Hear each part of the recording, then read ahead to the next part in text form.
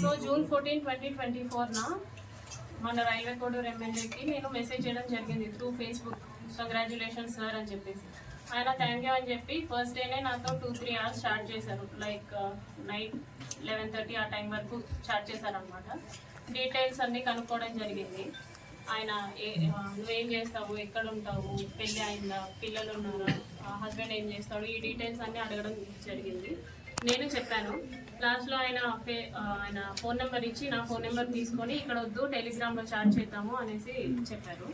So నేను టెలిగ్రామ్లో message చేశాను.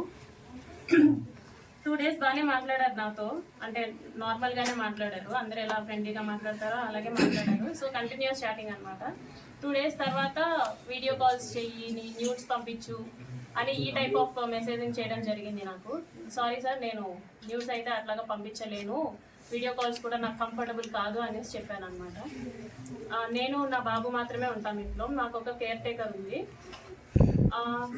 న్యూస్ పంపించమని ఒక 3-4 days అడిగారు బాగా. నేను పంపను అనేసరికి కొంచెం బెదిరించడం లాంటివి చేశారనమాట. ఓకే న్యూస్ పంపొద్దు, నేను నీతో మాట్లాడాలి, నన్ను పర్సన్గా మీట్ అవ్వు, ఇన్ పర్సన్లో మీట్ అవ్వు అని చెప్పేసి అన్నారు.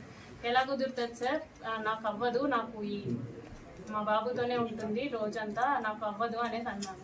ఒక 2 days బాగా బతిమలాడుకున్నట్టు అడిగారు అనమాట నన్ను. మీట్ అవ్వచ్చు కదా, ఈ టైంకి మీట్ అవ్వచ్చు కదా, నేను ఈ టైంకి ఫ్రీ అవుతాను అనేసి ఇలా అడగడం జరిగింది. నేను రిజెక్ట్ చేశా. ఆ తర్వాత కొంచెం ఆయన అధికారం చూపించడం లైక్ నేను రైల్వే కోడూరు ఎమ్మెల్యేని, నా కోడూరు ఇది ప్రస్తుతానికి, నువ్వు ఇక్కడే జాబ్ చేస్తున్నావు, నీ ట్రాన్స్ఫర్ కూడా నా చేతిలోనే ఉంటుంది, నీ ప్రమోషన్స్ కూడా నా చేతిలోనే ఉంటుంది అని ఈ టైప్ ఆఫ్ మాటలు మాట్లాడడం స్టార్ట్ చేశారనమాట. నాకు అర్థమైంది సార్, మీరు ఎంత చెప్పినా సరే నేనైతే కలవడం జరగదు అనేసి నేను చెప్పాను. ఆయన ఫోర్స్ చేస్తూనే వచ్చారు. నేను ఈయనకి ఫోన్ కాల్స్లో మెసేజెస్లో చెప్పడం అర్థం కావట్లేదేమో అని చెప్పేసి నేను కలుస్తాను. జూలై 9th కలిశాను. For the first time July 9th కలిశాను. ఆయన షెడ్యూల్ అంతా అయిపోయిన తర్వాత నైట్ 8 o'clock అలాగా వచ్చి నన్ను పిక్ చేసుకున్నారు. మా ఇంటి దగ్గర పిక్ చేసుకొని తీసుకెళ్లారు.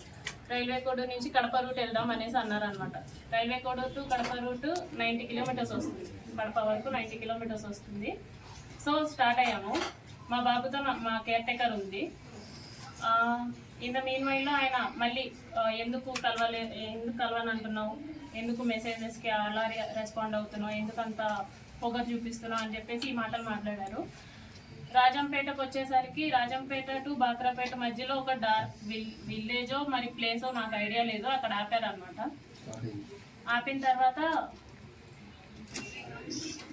తర్వాత నేను ఎందుకు ఆపారండి అంటే, ఎందుకు నువ్వు నాతో సరిగ్గా ఉండట్లేదు, ఎందుకు నేను అడిగినవన్నీ చేయట్లేదు అని చెప్పేసి కాన్వర్సేషన్ స్టార్ట్ చేశారు. లేదండి నేనైతే ఆ టైప్ కాదు, నేను ఇక్కడ 5 years నుంచి ఉంటున్నాను, నేనైతే ఆ టైప్ కాదు, నేనేంటో నా జాబ్ ఏంటో అన్నట్టు ఉండేదాన్ని అనేసి నేను చెప్పాను. నువ్వు నాకు సెక్షువల్లీ కావాలి అనేసి ఆయన